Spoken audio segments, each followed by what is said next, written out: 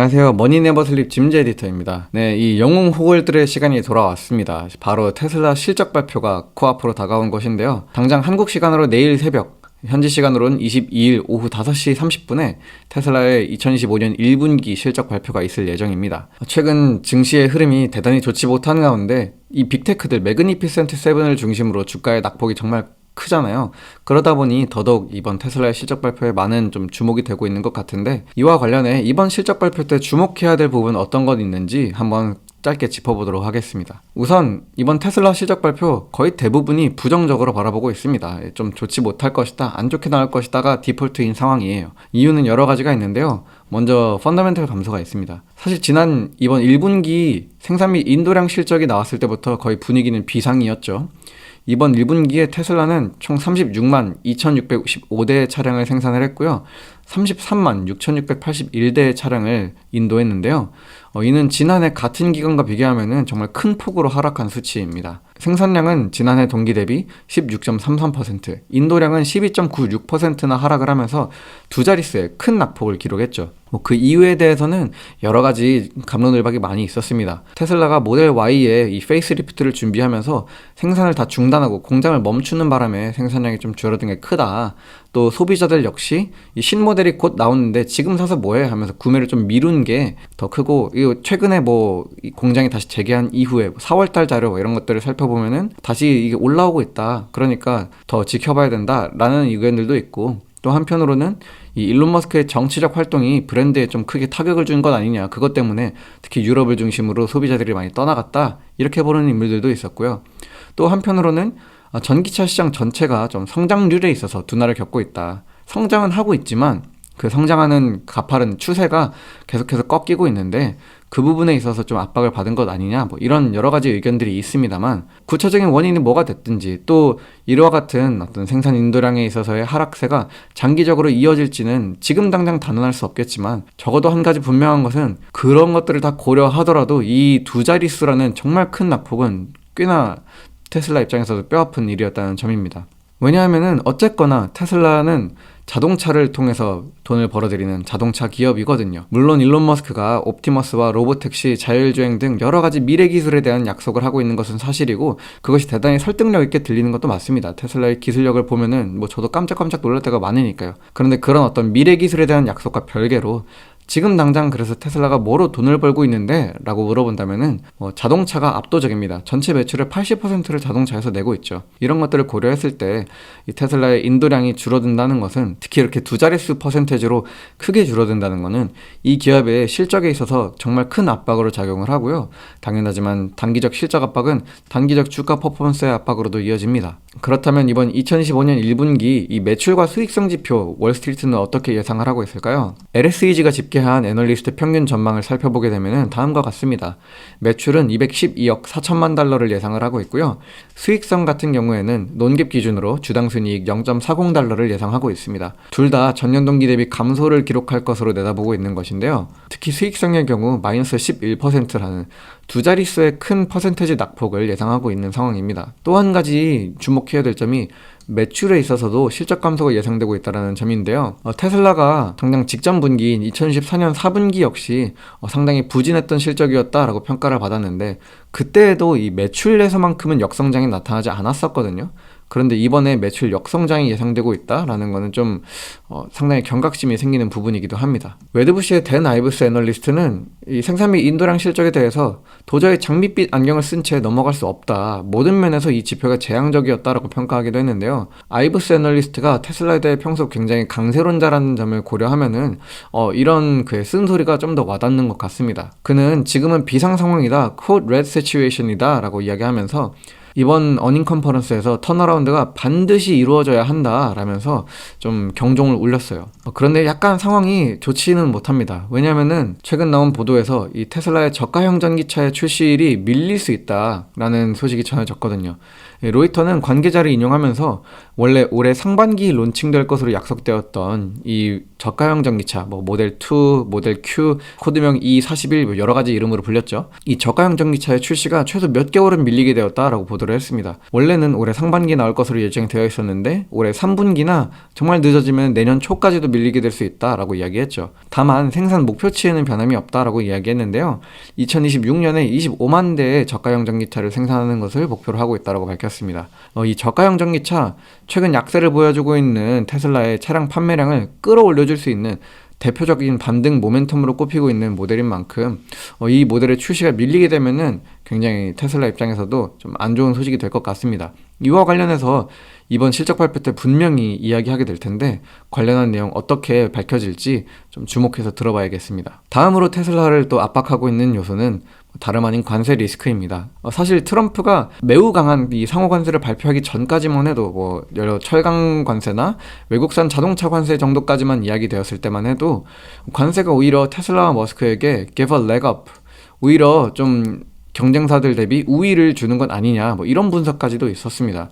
왜냐면은 테슬라의 차량은 100% 미국에서 다 조립이 되고 있거든요. 뭐 포드, 스텔란티스, GM 등 여러 경쟁사들이 멕시코나 캐나다 등 다른 지역에서 이 조립을 해서 자동차를 공수하는 것에 비해서 미국에서 소비되는 모든 테슬라 차량은 다 북미에서 조립이 되기 때문에 테슬라가 관세 영향으로부터 훨씬 더 자유로운 것 아니냐, 타격을 덜 입으니까 오히려 좀 우위에 서는 것 아니냐, 뭐 이런 분석까지도 나왔었는데요. 뭐 결론부터 말씀드리면 사실이 아닙니다. 왜냐면은 일론 머스크가 본인이 직접 이야기했다시피 이 관세의 영향, 테슬라에 대한 관세의 영향은 여전히 중대하기 때문이죠. still significant 하기 때문입니다. 테슬라가 미국 무역 대표부에 보낸 서한만 보셔도 그 이유를 쉽게 알 수 있습니다. 여기 내용을 한번 읽어보게 되면은 공급망을 localization, 즉 현지화하기 위한 굉장히 공격적인 노력에도 불구하고 일정 부품이나 부분은 도저히 미국 내에서 소싱하는 것이 어렵거나 불가능한 수준이다. 이 미국 내 제조업자들의 어려움을 좀 이해해달라, 양해해달라, 이런 내용의 서한을 테슬라가 미국 정부에 보냈거든요. 즉 아주 단순히 말해 이 부품에 있어서는 테슬라 역시 관세 영향으로부터 자유롭지 못하다는 뜻이기도 합니다. 실제로 미국 도로교통안전국에서 발행하는 미국 자동차 라벨링법 관련한 자료를 보시게 되면은 미국 내에서 판매되고 있는 자동차, 이 제조사별로 각 차 모델이 어디서 조립이 됐는지, 이 자동차를 만들기 위한 부품은 어디서 조달이 됐는지, 이런 것들에 대한 자료를 구체적인 수치로 확인을 해보실 수가 있거든요. 테슬라의 자료를 살펴보게 되면은 모든 최종 조립지가 다 미국인 것은 맞지만 이 부품 조달에 있어서는 이 기타 국가, 중국과 멕시코의 비중이 결코 작지 않습니다. 바꾸어 말하면은 테슬라 역시 이 관세의 영향으로부터 자유롭지 못하다는 것이죠. 높은 관세는 테슬라에게 있어서도 이 비용 압박을 가하고 있다는 것인데요. 이 최근에 계속해서 줄어들고 있는 마진폭을 고려하면은 이는 상당히 부정적인 소식입니다. 여기 아래에 보시는 이 회색 그래프는 테슬라 차량을 한 대 생산하는 데 들어가는 생산 원가입니다. 이 cost of goods sold per vehicle 이라고 나와 있죠. 이 생산 원가가 꾸준히 줄어들고 있는 것은 맞습니다. 테슬라가 계속해서 기술 혁신을 이루어내고 있고 특히 이 제조 혁신, 일론 머스크가 자랑하는 이 테슬라의 제일 큰 강점은 공장이다 라고 이야기할 정도로 자랑하는 그 제조 혁신을 통해서 차량 한 대를 만드는 비용을 꾸준히 줄여나가고 있는 것은 사실이거든요. 그런데 동시에 테슬라는 그보다 더 빠르게 차량 자체의 판매가를 떨어뜨리고 있습니다. 이 average selling price, ASP를 줄이고 있는 것이죠.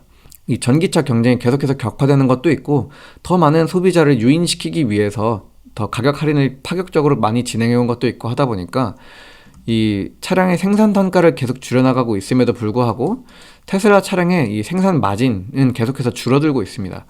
이런 가운데 관세로 인해서 수익성에 또 한 번 타격을 입는 것은 테슬라 입장에서도 굉장히 뼈아픈 일이 되는 것이죠. 다음으로 이번 분기 실적을 앞두고 테슬라에 대해서 하나의 압박 요소로 작용하고 있는 것은 일론 머스크의 도지 활동입니다. 거의 이 정부 예산을 축소하는 일에 사명감을 가진 것처럼 열심히 일을 하고 있는 일론 머스크입니다. 이 백악관 공식 홈페이지에서 테슬라 뷰잉 파티에 대한 막 이슈가 다뤄지기도 하고 또 일론 머스크가 대통령 전용기인 에어포스원에 탑승했다라는 이야기가 전해지기도 할 정도로 일론 머스크와 도널드 트럼프 사이의 관계가 돈독한 것은 분명한데 분명히 처음에 이 트럼프가 당선될 때까지만 해도 테슬라가 이제부터 트럼프 수혜를 보는 건가? 이런 생각이 들었는데 시간이 지나면 지날수록 도리어 백악관이 머스크 수혜를 보는 것 같은 느낌입니다. 뭐 오히려 이 백악관이 일론 머스크의 시간을 다 뺏어가고 있는 것 같은 그런 양상이 나타나고 있죠. 일론 머스크는 도지팀이 일주일에 120시간을 일을 한다라고 이야기합니다. 일주일은 168시간이죠.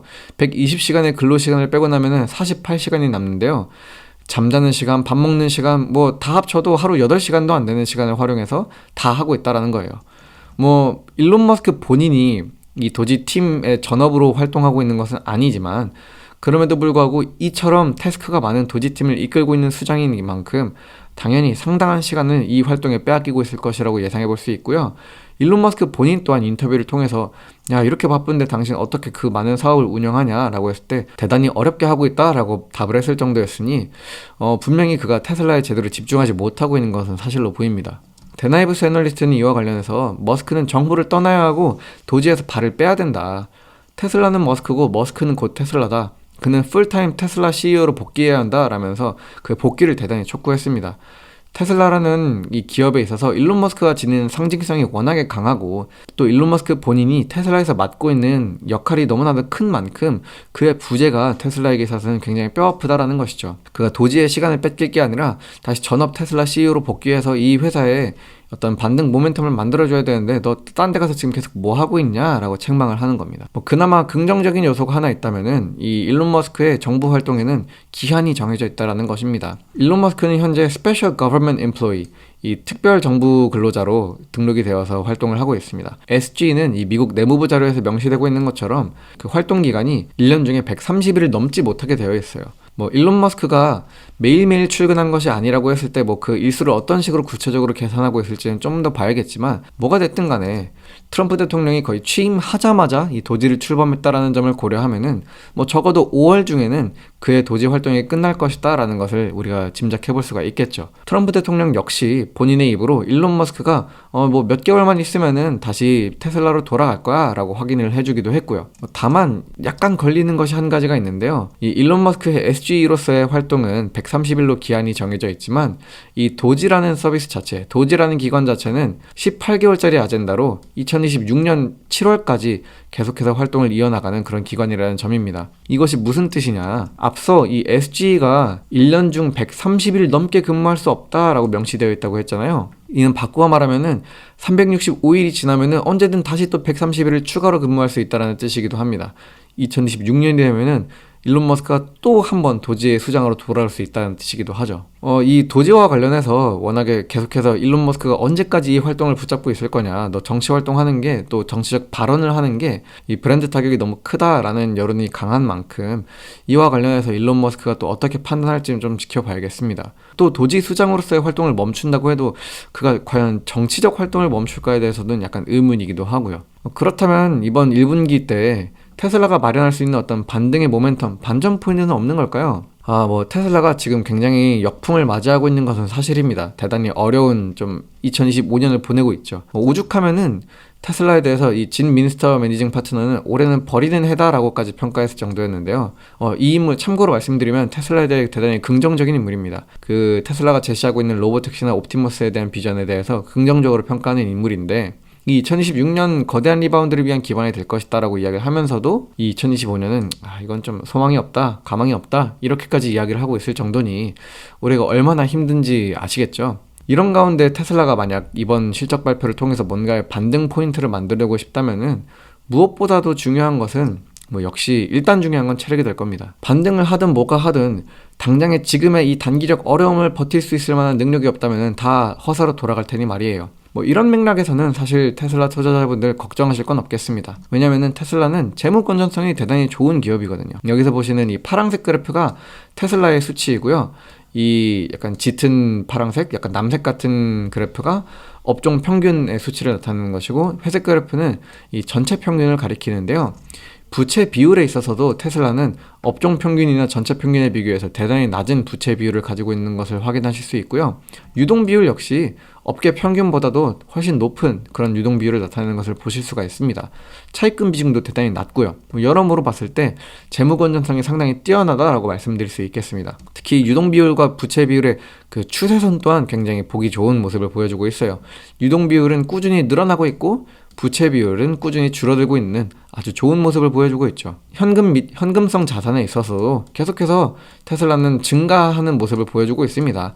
많은 현금을 보유하고 있는 만큼 테슬라가 앞으로 이런 단기적 역풍을 견뎌내고 새로운 반등의 지점에 도달하기까지 버틸 만한 체력이 충분히 있다는 것은 자명해 보여요. 이게 우량주에 투자를 하는 맛이죠. 풍파를 견딜 체력이 충분하다는 것을 확인했다면은 그럼 이제 필요한 것은 새로운 비전입니다. 결국 이 펀더멘털 개선을 하기 위한 어떤 반등 모멘텀이 정말 간절히 필요한 상황인데요. 이와 관련해서 역시 아무래도 주목되고 있는 것은 당장 이 저가형 전기차와 로보택시에 대한 소식이 될 것 같습니다. 어떤 면에서는 이번 1분기 실적 발표 때 이 두 가지 내용에 대한 새로운 발표가 없으면 안 될 정도로 그 정도로 지금은 좀 반등 모멘텀이 간절한 상황이기도 합니다. 그래나이트 셰어즈의 윌리엄 린드 CEO는 저가형 테슬라 모델은 모멘텀을 반전시킬 유일한 카드일 수도 있다. 이런 가운데 이 저가형 모델이 단순히 모델 Y의 베어본 수준에 나온다면은 월가는 크게 실망하게 될 거다라고 이야기를 했는데요. 이 저가형 전기차가 반드시 히트를 쳐야만 한다라고 이야기하기도 했습니다. 사실 일론 머스크 평소에도 약속한 것들에 대한 그 시간표를 잘 지키기로 유명한 CEO는 결코 아닙니다. 로보택시 공개 행사도 사실 한 차례 미뤘었고 그 이외에도 자율주행의 완성도, 자율주행 차량의 도래 이런 것들에 대해 과거에 제시했던 타임라인을 테슬라는 거의 항상 지키지 못해왔죠. 그럼에도 불구하고 정말 이번만큼은 이 저가형 전기차와 또 로보택시만큼은 정말로 약속한 타임라인을 꼭 지켜야만 하는 상황 가운데 테슬라는 놓여 있습니다.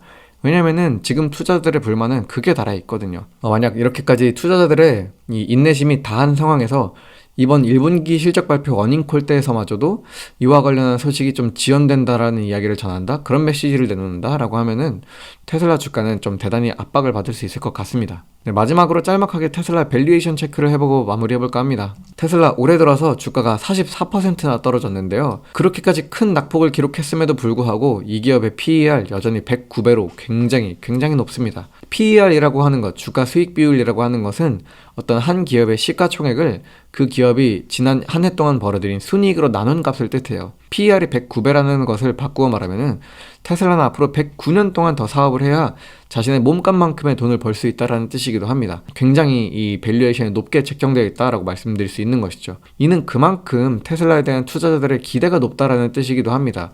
이 기업이 약속하고 있는 자율주행과 로보택시, 옵티머스, 에너지 사업부 이 여러 가지 미래 비전들이 벌어들일 돈이 지금의 가치에 반영되어 있다는 뜻이니까요. 이렇게 밸류에이션이 높다라는 것은 그만큼 변동성에 취약할 수 있다는 뜻이기도 한 만큼 어떤 약세장이 펼쳐졌을 때 하락세에 대해서는 꼭 주의하셔야겠습니다. 또 테슬라의 주가 지수 이동평균선도 한번 보게 되면요. 이미 데드크로스가 나타난 상황입니다. 200일을 기준으로 해도 데드크로스가 이미 나타난 상황이에요. 데드크로스가 뭐냐?